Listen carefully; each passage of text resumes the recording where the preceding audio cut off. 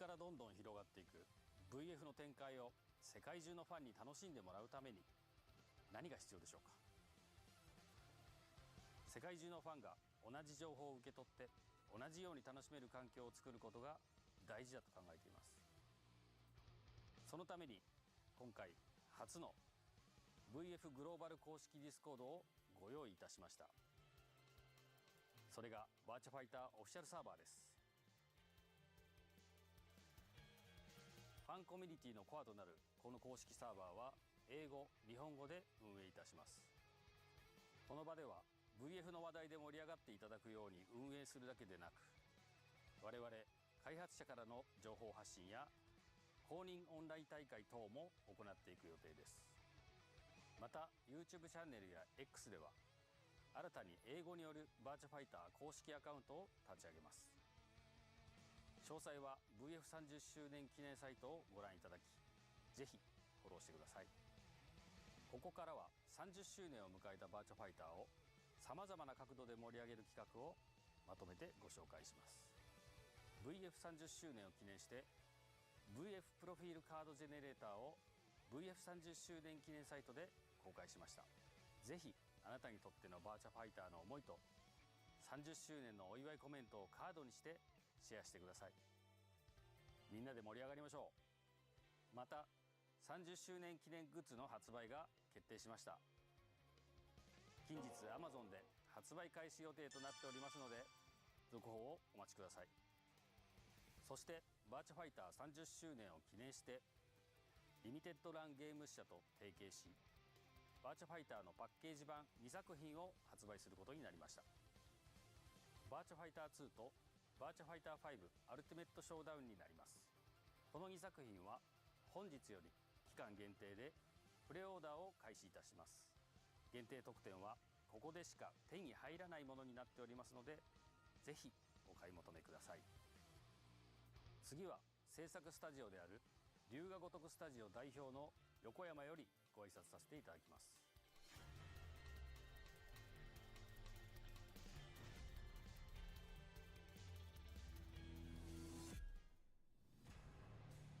VF ダイレクトをご覧の皆様、龍が如くスタジオ代表の横山です。この度ザ・ゲームアワードで龍が如くスタジオが開発するバーチャファイターシリーズの完全新作ニューバーチャファイタープロジェクトの映像を初公開いたしました。我々龍が如くスタジオがバーチャファイターシリーズを作るということに驚かれた方も多いかと思いますが、数年前からバーチャファイター開発チームとともに同じスタジオの仲間としてこのプロジェクトの開発を進めてまいりました。我々セガでゲームを作る者にとってバーチャファイターとは絶対に失ってはならない資産です。 3D 格闘ゲームの始祖であり、龍が如くのみならず世界中の多くのタイトルに影響を与えたであろうこの伝説的なゲームを再び自らの手で世に送り出すチャンスがやってきたことを一クリエイターとして誇りに思います。龍が如くスタジオは設立以来ずっとジャンルや固定概念、常識にとらわれないゲーム作りを続けています。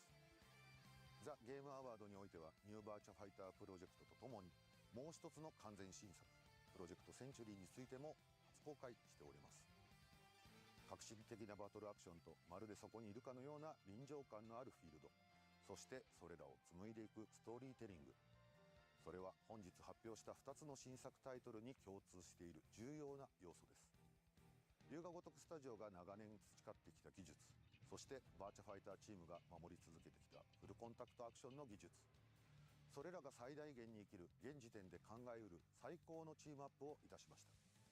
かつてバーチャファイターに夢を見た、そしてゲームに愛した大人たちも、そしてゲームを心から愛する世界中のゲーマーの皆様へ、今やって楽しい、今こそやりたいと思える新しいバーチャファイターを龍が如くスタジオが開発いたします。今後の続報にご期待ください。横山でした。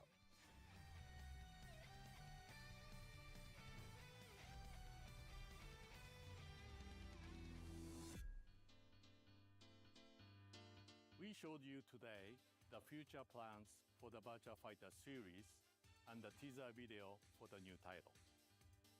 What did you think? Virtua Fighter is finally back.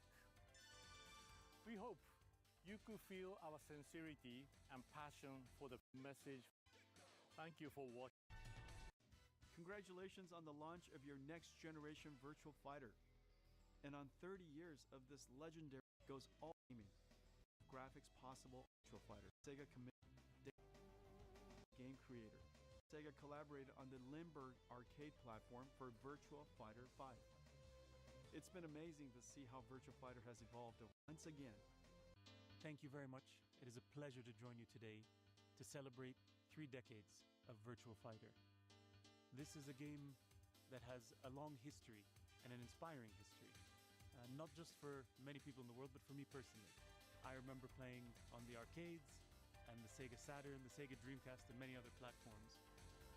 So this is a personal pleasure for me to be here with you today to celebrate this milestone. I also look forward to seeing Virtual Fighter more on the esports scene and the professional scene.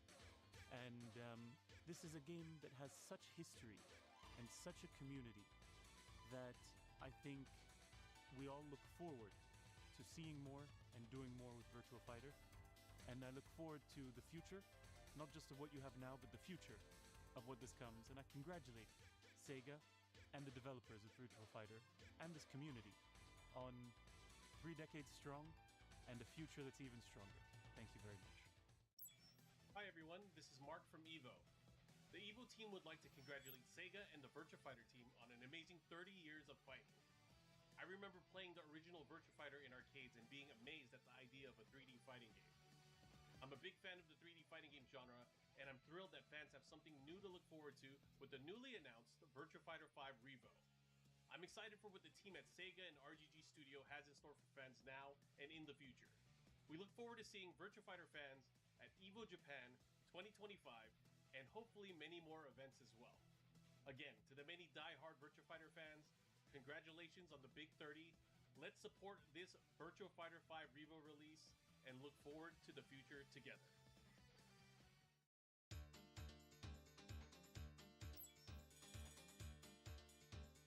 30周年おめでとうございます。というか30年間バーチャファイターのブランドを守り続けた皆さんに感謝です。開発当初はフル 3D の格闘を世に出して周りはどう反応するんだろうなんてワクワクしながら作っていったことを思い出します。映像を見た感想ですけども、特に背景なんかは僕の好きなアジア系の色とりどりで細密感のある表現がとても印象的です。少しシェンムに共通するようなことを感じます。リアリティもどんどん上がってきて匂いを感じるようなそういったリアリティがあります。特に印象的だったのはバトルで、バトルのデモはすごく良くて、そこだけ撮っても大ヒットするんじゃないかなっていう予感がします。リュウのチームがバーチャファイターを作ってくれるって聞いて大変楽しみにしています。早く遊びたいですね。以上。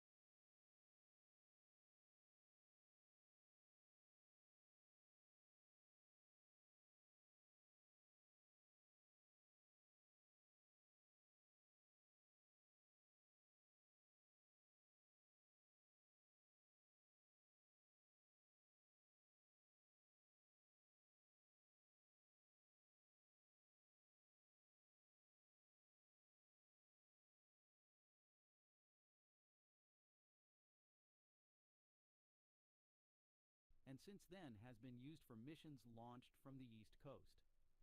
To date, the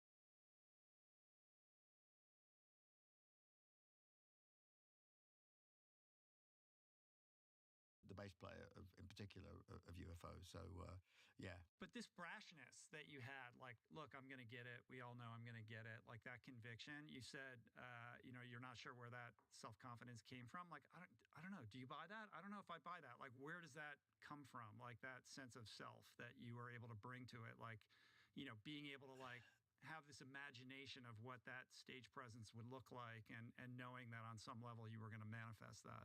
I think a degree of self-reliance, because basically as a child, I was a mistake. So mum was just about 16 when I was born, maybe a little bit. I could do the math later on when I figured it out. Hang on a minute, 70. So I was raised by my grandfather, who was a coal miner for the first 3 or 4 years of my life. Went to the local school, which was a mining town, and actually had a great time. It never occurred to me, that there was a nasty, cruel world out there. I was made aware my grandmother wasn't too impressed with me because I'd kind of stolen her daughter because she was an only child. So and again, later on in your life, you look back and you go, I kind of see the mechanics of what was going on there, So I do recall when I was 4 or 5 being hauled up the road by my grandmother, who told me that I was the child of Satan, which, I mean, Cut to number of the beast. 666. And so I went, right. And then it all starts there. I was doomed. I was the child of Satan. I was this, I was, and I was like, well, how come my granddad really likes me, So, but again, you go through it, I was the son he never had. So that explains that part of it. And I represented the bit that stole my mother from her mother, because they were very protective, because my mum was an only child. She was a really talented ballet dancer, went to like local classes and won a scholarship to the Royal Ballet School in London. And they wouldn't let her go. So next minute, she's pregnant. Knocked up by a soldier, good-looking soldier, who's my dad. And that was it. They basically moved to the nearest big city and started doing 2 jobs and everything else, and doing all the things to try and get a little house together so I could move in with them, which happened when I was probably, 4 years old, somewhere around about then. Because I have memories of moving in and being really pissed off. I was angry. I was like, who are you? They're like, we're your parents. Really? Since when? Because they'd taken me away from my granddad, who was a great guy. So this kind of self-reliance started there. Now they sent me off to boarding school when I was like 12, 13, right? And I got the shit kicked out of me. So I was bullied and all the rest of it, like, really quite consistently. So 12 or 13 kids every night, lights went out, they would beat the shit out of me every night, and this would just go on. And I just developed an attitude, so that the harder they hit me, the more I tell them they were fucking idiots. It goes 2 ways. Either you're going to implode under that be a victim, or you rise up and do what exactly. you did. Yeah. Those are all formative things. But at the same time, I was doing other stuff in my life, and I didn't let that part of it impinge on the other things that I did. I loved the theatre. I loved plays. I loved acting. I loved English literature. I loved all that kind of stuff. So Military history. well, military history as well, because at one point I was going to join the military.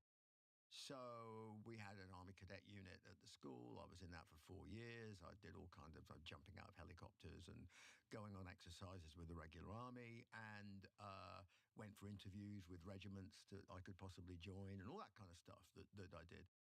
Then I was kicked out of school. Yeah.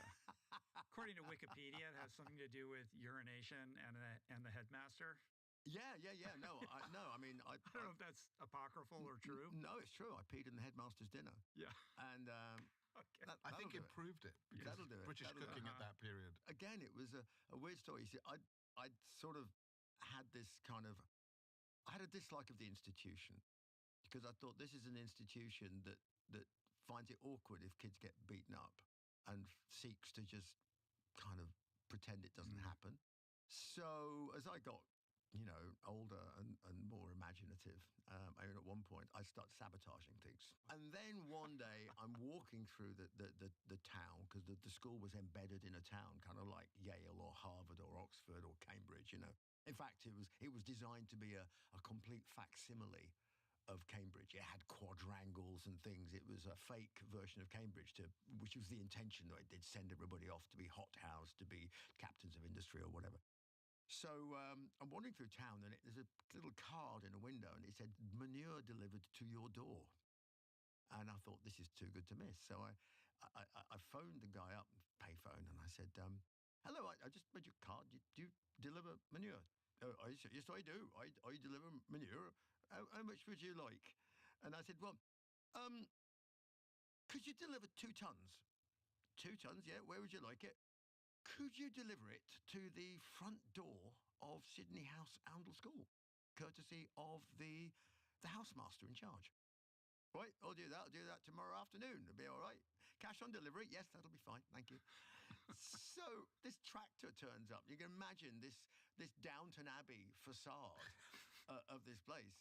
And the tractor turns up, and this guy just dumps 2 tons of horse shit on the top step in front of the main entrance, and then sits there waiting for the housemaster, who's the teacher in charge, to return and ask him for money. So, did this get tracked back to you, or did you get away with own that? up. No, because I mean, it's a standard authoritarian response, collective punishment. So the guy stood up at dinner and said, and he had this weird voice. He said, "This afternoon, some wag thought it would be very funny to dump 2 tons of shit on the front of the house. Well, I thought it was bloody amusing. Of course, I'll thrash him for it. But if that person doesn't own up, then there will be no electricity for the house for the next whatever," which no electricity meant no music. And music was the only escape that you had from this institution. So everybody knew it was me, So everybody looked at me going, "Well," I was like, "Yeah, okay, go on then. Guilty as charged." So I turned up, knocked on the door, and said, "Hi there, it was me." And he went, "Oh, yes, Dickinson. I thought it might be you." And he said, "It's very funny." He said, "Of course, I'll thrash you for it later." I went, "Oh, thank you." So they had corporal punishment, so beating and stuff like that by about 9 o'clock that evening, I hear this squeak, squeak, squeak, squeak, squeak coming up in this at my door, and he goes, "I'll see you now." I went, "Oh, here we go." So I look, and it's extraordinary.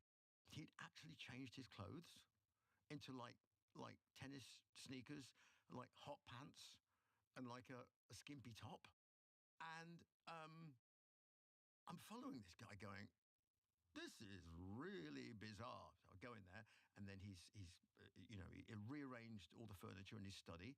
So there's a chair, so you have to bend over the chair. He's taken the cushion out, so you have to bend over, so your butt is sticking up.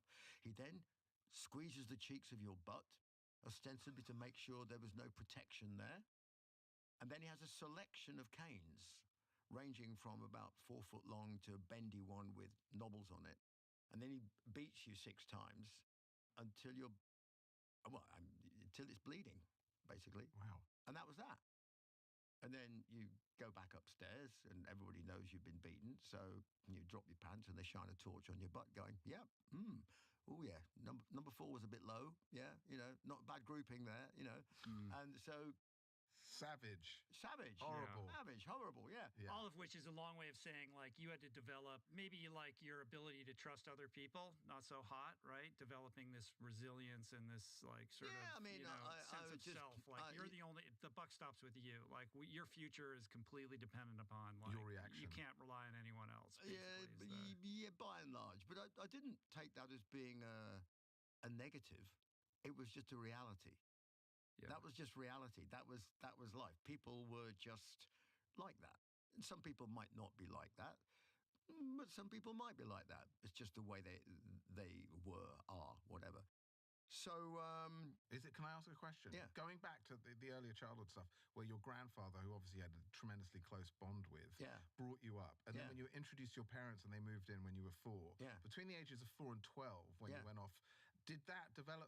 The relationship with the parents, was that a positive like cushion after that, or a positive thing, or were you still trying to figure out like what the hell's going on here? No, I mean, looking back, I realized that basically what I was doing, I was effectively being a secret agent in my own house. I was like living a complete double life. How do you mean? Well, I mean, whatever I was thinking, whatever I was feeling, my parents never knew. Because it didn't feel safe. Well, because I was just like, I'm really not sure. I mean, I used to argue with my dad a lot. I mean, I used to play chess with him, and then one day I beat him, and then we never played chess ever again. Yeah. Like Searching for Bobby Fischer. I don't know if you saw that. And he tried the best he could, but he looked at me and had no clue what to do with me. He did not understand what was going on with me at all.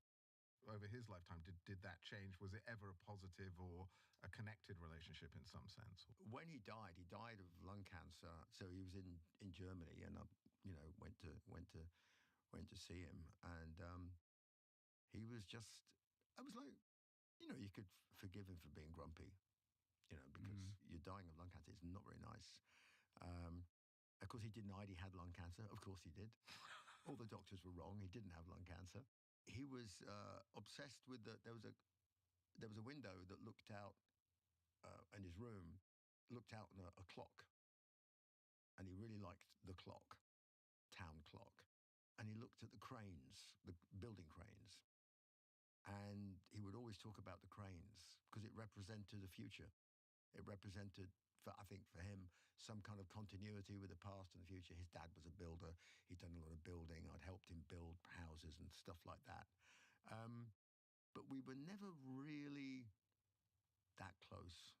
So, in terms of a father figure, I've got my grandfather who kind of exited my life as that, really, when my parents took over. Did either of your parents ever see any of the success that you had? Oh, yeah, and they loved it. Oh no, they loved it. No, don't get me wrong. That part came around. Like your mom, because she had a certain trajectory and was headed towards, ballet, and you interrupted that. Like, was there like residual like resentment that spilled out of her that made you feel like unwelcome? No, not at all. But she was so young when she had me. Absence of physical contact, physical. Like, I mean, no, like kids. I mean, my kids. Just like basic emotional needs. You want to kind of mangle them, like. But there was none of that, and actually, my father had a nasty streak to him. In truth, I mean, and there was always that side to him.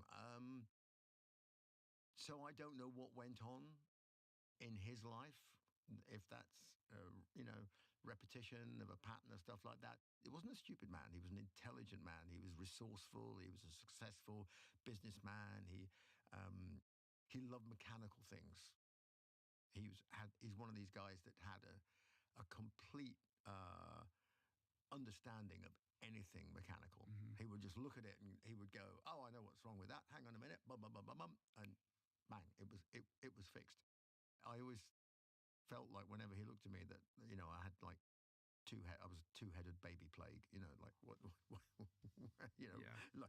like he was looking at me through a magnifying glass going, "What's going on?" you know, and I'm like, well, I'm not telling you, you know.